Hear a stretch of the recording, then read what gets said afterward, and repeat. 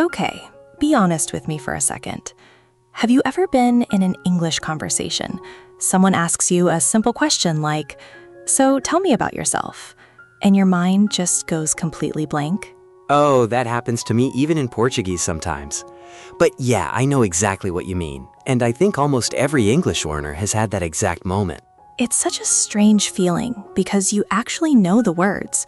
You know how to talk about your job, your family, your hobbies, that somehow, when someone asks you directly, everything just disappears from your brain at once. Right, and I think that's because we're trying to think of the perfect sentence instead of just talking. We treat it like a test instead of a conversation.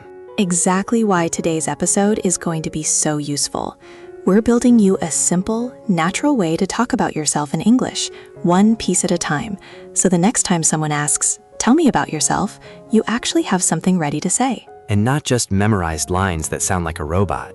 We're talking real natural English that you can actually use at a party, in a job interview, or just meeting a new neighbor. Before we get into it, if this is your first time here, hit that subscribe button. We put out new episodes every week to help you sound more natural in English. Yeah, and if you're already subscribed, just tap that like button really quick. It genuinely helps more people find the podcast. Okay, Nina, where do we start?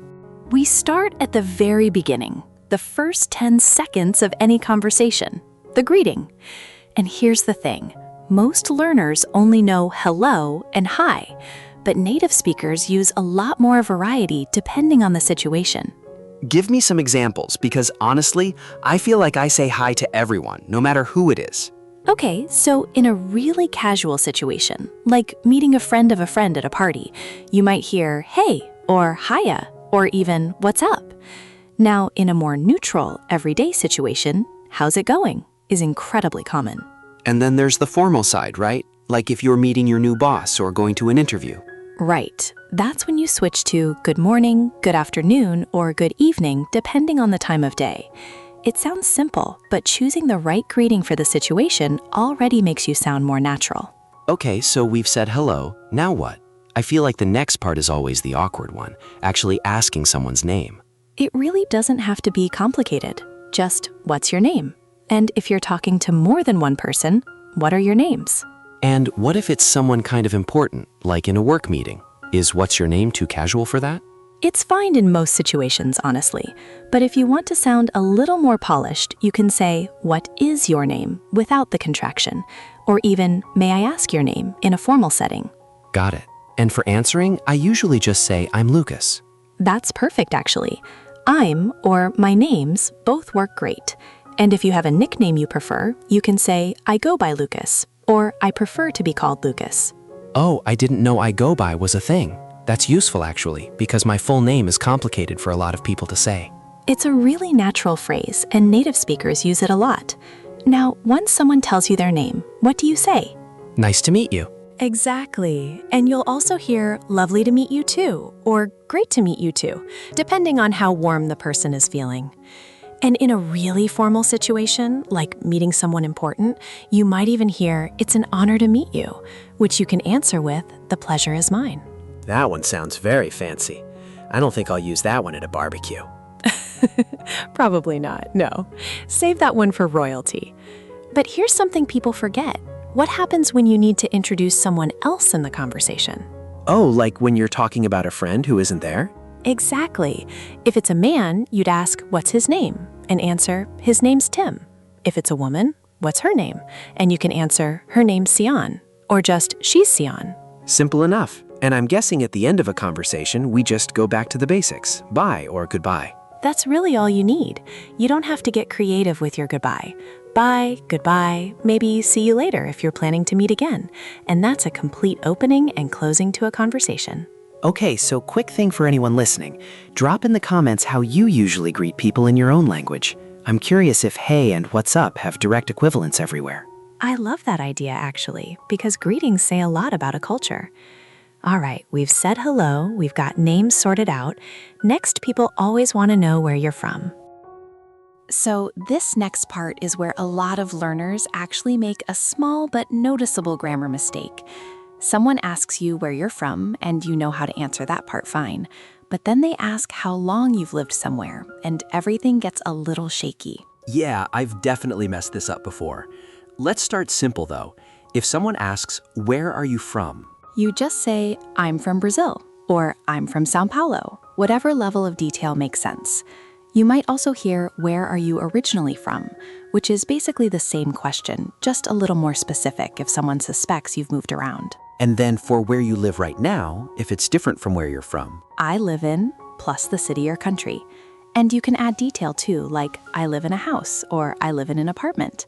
Fun fact, if you're talking to someone from the UK, they might say flat instead of apartment. Oh, that one confused me the first time I heard it.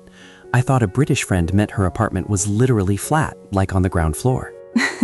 That's a great example of how these small vocabulary differences can really trip you up. Now, here's the part that gets a little more advanced, talking about how long you've lived somewhere. Right, because in Portuguese, for example, we'd probably just use a simple present tense for that, but English does something different. Exactly. English uses the present perfect continuous here. So you'd say, I've been living here for 5 years, or I've been living here since 2019. Notice we use for with a length of time, and since with a specific starting point. So for is like a duration, and since is more like a starting line. Perfect way to put it. And once you're talking to someone new, this is also a really natural moment for small talk, especially about the weather. Oh, the weather thing is so real. Every English conversation eventually becomes about the weather. It really does. Something like, it's a lovely day today, isn't it? Or if it's not so nice out, it's a miserable day today, isn't it? It sounds simple, but it's a very natural way to keep a conversation warm and comfortable before moving to something deeper. I think that's actually a really good tip for anyone who feels nervous jumping straight into personal questions. Weather buys you a few seconds to relax into the conversation. Exactly. It's a bridge. All right, so now we know where someone is from, where they live, how long they've lived there. What's next on a natural introduction? I feel like age comes up pretty naturally too, especially in casual conversations or classroom settings. It does, and it's actually one of the easiest structures in English. I am 28 years old, or even simpler, just I'm 28. You really don't need anything more complicated than that. See, that's the kind of sentence that makes me feel better, because sometimes we assume everything in English has some hidden complicated rule, and then it's just that easy. Not every part of English is a trap, I promise. Now, family and relationship status is a little more layered, just because there are more situations to cover. If you're married, I'm married. If you're not seeing anyone, I'm single. If you're seeing someone but not married, I'm in a relationship. And if you're about to get married, I'm engaged. And for kids? I have 2 kids, or I have 2 children. Both are completely natural. And if you don't have children, simply, I don't have children, or I don't have kids. What about who you live with? Because that comes up a lot too, especially for students who are living away from home for the first time. Good one. I live with my family. I live with my parents. Or if you're out on your own, I live alone. All really direct, no complicated grammar involved. I actually really appreciate how direct all of this is. I think a lot of learners overcomplicate their introductions because they're translating from their own language word for word, and it ends up sounding stiff. That's such a good point. And it's honestly the biggest shift in mindset that helps people sound more natural. Stop translating sentence by sentence and instead learn these blocks, these ready-made pieces, and just plug in your own information. All right, so we've covered greetings, names, origin, age, family. What's the next big piece people usually get stuck on? Okay, before we go further, let's take a quick break to talk about something that's honestly been a game changer for a lot of our listeners. Right, our digital library. If you're serious about improving your English, and honestly, if you're listening to this podcast, I'm guessing you are, this is worth checking out. It's a collection of learning resources organized by level. So whether you're just starting out or you're already pretty advanced, there's something that actually fits where you are. Books, audiobooks, grammar guides, all in one place. And to be transparent with everyone, yes, this does include affiliate links, which just means if you decide to grab something through them, it helps support the podcast at no extra cost to you. The link is in the description, and we've also pinned it in the comments, so it's easy to find. All right, let's get back into it, because we still have some really useful ground to cover. All right, so we've got greetings, name, origin, age, family. Is there anything left? Just the finishing touches, really. Describing your personality is a nice way to round things off. Simple adjectives work best. friendly, hardworking, patient, creative, outgoing, or shy. And there's that structure you showed me once, using 2 adjectives together? Yes, I am adjective, but I am also adjective. Something like, I'm quiet, but I'm also friendly. It shows a little contrast, which makes you sound more like a real, complex person instead of just one flat description. I like that a lot, actually. It feels more honest. It really does. And here's something I think is just as important as the vocabulary itself: having a simple mental script ready before you actually need it. Not memorized word for word, more like a loose order in your head. Like name, then where you're from, then what you do? Exactly that kind of flow. Because when your brain isn't scrambling to invent the structure on the spot, it's free to focus on pronunciation, on actually connecting with the other person. And you don't need all of this every single time either, right? Like you're not going to tell your new coworker about your childhood pet in the first 10 seconds. Right, exactly. You pick what fits the moment. In a classroom, keep it light and simple.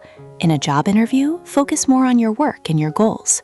At a party, you can relax and have more fun with it. What about confidence, though? Because I think a lot of learners know all these phrases perfectly, but they still freeze up because they feel nervous. That's honestly half the battle, and it's not really about English at all. Smiling, keeping an open posture instead of crossing your arms. These things communicate confidence even before you say a single word in any language. And I know from experience, even if you feel nervous inside, just acting a little more confident on the outside tends to actually help you relax. It really does work that way. And one more tip that helps a lot of our listeners: write your introduction down first, even just a few sentences in the comments below this video, and then practice saying it out loud, maybe in front of a mirror or just while you're making coffee in the morning. I love that idea for the comments, actually. Try writing a short version of your own introduction below. Just your name, where you're from, and one hobby. It's a great way to see it work in real life instead of just in your head. I always love reading those, and it's honestly one of the best ways to lock in what we just talked about. So if you've made it this far, you now have basically a full toolkit to introduce yourself in English in almost any situation. And remember, nobody expects you to sound perfect. Even native speakers stumble over their words sometimes, especially when they're nervous. Making mistakes is honestly part of getting better, not a sign that you're failing. I think that's the part people forget the most. Progress, not perfection. Exactly. So if this episode helped you feel a little more prepared, hit that like button, subscribe if you haven't already, and let us know in the comments how your own introduction turned out. And next time, we might just take one piece of this, maybe hobbies, maybe small talk, and go even deeper into it. So keep an eye out for that. Until then, keep practicing, keep talking, and we'll see you in the next episode. See you next time.